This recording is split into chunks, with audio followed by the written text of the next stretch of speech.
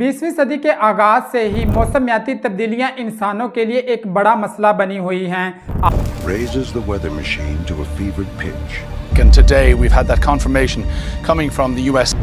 Earth is increasingly experiencing extreme weather.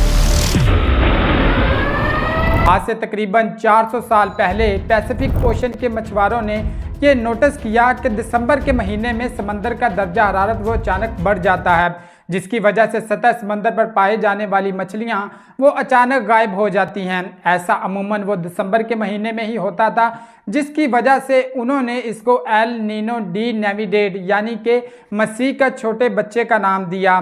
लेकिन उन्हें ये नहीं मालूम था कि यही छोटा बच्चा वो आने वाले वक्त में वो लाखों जिंदगियां वो निगल सकता है। इसी की वजह से ही साल 1877 की गर्मियों को वो तारीख की सबसे ख़तरनाक गर्मियां माना जाता है, क्योंकि इन गर्मियों में वो पूरी दुनिया में तकरीबन 30 से 60 मिलियन लोग हैं वो मारे जाते हैं, जिनमें से ज़्यादातर तो बर्रे सगीर में 6 से 10 मिलियन लोग हैं वो मारे जाते हैं, जो कि टोटल दुनिया की आबादी का ऑलमोस्ट 4% बनता है। ये सारी की सारी तबाही उसी छोटे बच्चे एल नीनो की वजह से ही थी। और ख़तरे की बात यह है कि अमेरिकन अदारे नेशनल ओशियानिक एटमॉस्फेरिक एडमिनिस्ट्रेशन ने अपनी एक लेटेस्ट पब्लिक रिपोर्ट जारी की है, जिसमें कहा गया है कि साल 2026 की गर्मियों में इसी एल नीनो के बनने के वो 61% चांस हैं, और इससे सबसे ज़्यादा एशिया ही मुतासर होता है। यही वजह है कि पाकिस्तान और इंडिया में वो गर्मियों के हवाले से लेटेस्ट जो वार्निंग है वो जारी कर दी गई हैं। अगर हम सिर्फ अप्रैल की ही बात करें तो नॉर्मली 22 से 33 डिग्री सेंटीग्रेड तक वो दर्जा हरारत होता था, लेकिन इस गर्मियों में वो अप्रैल के आखिर में 40 से ऊपर दर्जा हरारत देखा गया।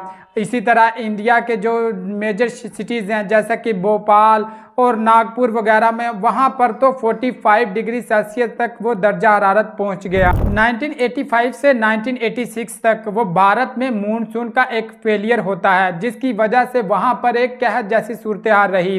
1903 में कैम्ब्रिज यूनिवर्सिटी में मैथमेटिक्स के टीचर गिलबर्ट वॉकर ने इसी सूखे पर ही अपनी एक डिटेल स्टडी है वो शुरू की।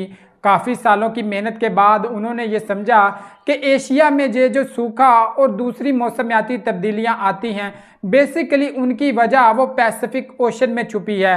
कुछ ऐसे पैटर्न्स हैं जो समंदर में पाए जाते हैं, जिसकी वजह से ही ऐसी मौसमियाती तब्दीलियां आती हैं, लेकिन वो मुकम्मल तौर पर इन पैटर्न को ना समझ सका और इस दुनिया से ही चल बसा। बेसिकली समंदर में ताकतवर हवाएं चलती हैं जो साउथ अमेरिका के करीब से जो गर्म पानी है उसको लेकर वो एशिया और ऑस्ट्रेलिया की तरफ आती हैं, जबकि साउथ अमेरिका में पानी सतह समंदर से नीचे से आता है और वहाँ पर इलाका वो ठंडा हो जाता है। लेकिन कुछ अरसे के बाद ये हवाएं कमज़ोर पड़ना शुरू हो जाती हैं, जिसकी वजह से वो सही तरीके से गर्म पानी वो एशिया की तरफ मुंतकिल नहीं कर पाती, और यही वजह है कि नीचे वाला पानी वो ऊपर नहीं आ पाता और सतह समंदर का दर्जा हरारत वो अचानक बढ़ जाता है, और इसी वजह से ही मौसमियाती तब्दीलियां पैदा होती हैं, और इसी प्रोसेस को वो एल नीनो कहा जाता है। यही वजह है कि इस दौरानिए में वो एशिया में हद से ज़्यादा गर्मी पड़ती है और बारिशों का सीज़न यानी मानसून उसका भी फेलियर होता है,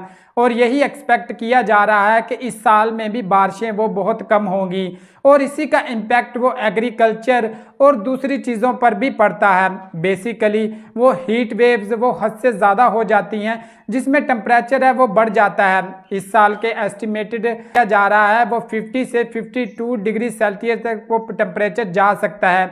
अगर हम इंसानी ह्यूमन बॉडी के इंटरनल टेम्परेचर की बात करें तो वो 40 डिग्रीज तक वो बर्दाश्त कर सकता है, जबकि इसका नॉर्मल टेम्परेचर वो 37 डिग्री है। अगर इससे ऊपर टेम्परेचर जाए तो वो बहुत सारे ऑर्गन्स इससे मुतासर होते हैं। लेकिन अगर हम एक्सटर्नल टेम्परेचर की बात करें तो इन्वायरमेंट में बेसिकली इंसान 50 डिग्री सेल्सियस तक वो इजीली सर्वाइव कर सकता है, लेकिन अगर इससे ऊपर जाएं तो हमारा जो इंटरनल कूलिंग सिस्टम है वो मुतासर होता है, जिससे हीट स्ट्रोक का भी खदशा होता है और बहुत सारी जानें भी जा सकती हैं। अगर हम डायरेक्टली तौर पर बात करें तो टेम्परेचर की वजह से भी कुछ जाने जा सकती हैं, जबकि इनडायरेक्टली तौर पर वो जो फसलों को नुकसान पहुंचता है और मानसून की वजह से जो पानी की किल्लत होती है उससे भी काफ़ी सारी जानों का ज़िया होता है। साल 1877 में भी इसी वजह से ही वो काफ़ी सारी अमवात वाक़या हुई। ये वेदर पैटर्न्स वो बड़े स्केल पर होते हैं और हमारे पास इनको तब्दील या इनसे बचने का कोई भी तरीका नहीं है, लेकिन कुछ इंपॉर्टेंट स्टेप्स हैं जिनकी वजह से हम इनकी जो शिद्दत है उसको कम कर सकते हैं। लेकिन इसकी वजह से सबसे बड़ा नुकसान वो हीट बस्ट की सूरत में भी हो सकता है। जैसा कि क्लाउड बस्ट होते हैं, ऐसे हीट बस्ट भी हो सकता है जिसमें किसी भी जगह का वो दर्जा हरारत वो अचानक बढ़ना शुरू हो जाता है और बहुत ही पावरफुल विंड्स